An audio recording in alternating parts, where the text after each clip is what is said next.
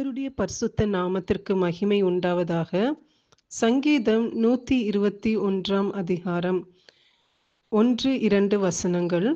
எனக்கு ஒத்தாசை வரும் பர்வதங்களுக்கு நேராக என் கண்களை ஏறெடுக்கிறேன். வானத்தையும் பூமியையும் உண்டாக்கின கர்த்தரிடத்திலிருந்து எனக்கு ஒத்தாசை வரும். ஹல்லேலூயா. நமக்கு ஒத்தாசை உதவி வரும் பர்வதம் யார் என்றால் கர்த்தராகிய இயேசு கிறிஸ்து. அவர் நம்மோடு கூட இருந்து நமக்கு உதவி செய்கிற தேவனாய் இருக்கிறார். நம்பிக்கைக்குரியவர் அவர் ஒருவர் மட்டுமே. ஹல்லேலூயா.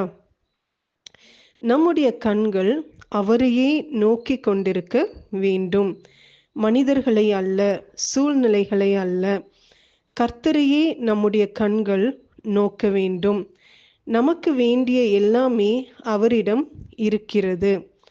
நாம் ஒவ்வொரு நாளும் போகிற பாதையில் நமக்கு தேவையான பலன், ஞானம், அறிவு, ஆலோசனை, பாதுகாப்பு, கிருபைகள், ஜீவ வார்த்தை நம்முடைய தேவனிடத்திலேயே இருக்கிறது.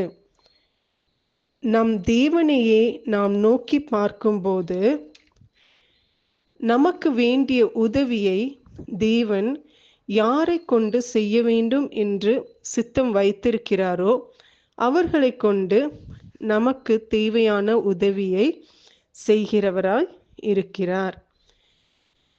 2ஆம் வசனத்திலே அவர் வானத்தையும் பூமியையும் உண்டாக்கின கர்த்தராயிருக்கிறார். அப்படிப்பட்டவரிடமிருந்துதான் நமக்கு ஒத்தாசை வருகிறது. அப்போ சகல அதிகாரத்தையும் உடைய தேவனாய் இருக்கிறார். அவர் சர்வ வல்லமையுள்ள தேவனாய் இருக்கிறார்.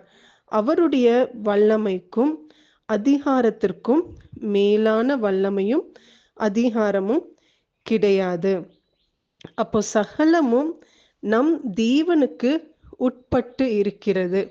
அப்படிப்பட்ட தேவனிடம் இருந்து நமக்கு ஒத்தாசை வருகிறது. நாம் ஒவ்வொரு நாளும் நமக்கு அவரை நோக்கி நாம் காத்திருக்கும் பொழுது அந்த நாளுக்கு நாம் நம்முடைய வாழ்க்கையிலே தேவைப்படுகிற உதவியை நமக்கு செய்கிற தேவனாய் இருக்கிறார். நம்முடைய கண்கள் எப்பொழுதும் அவரையே நோக்கி கொண்டிருக்க நாம் பிரயாசப்படுவோம். ஹல்லேலூயா. God bless you.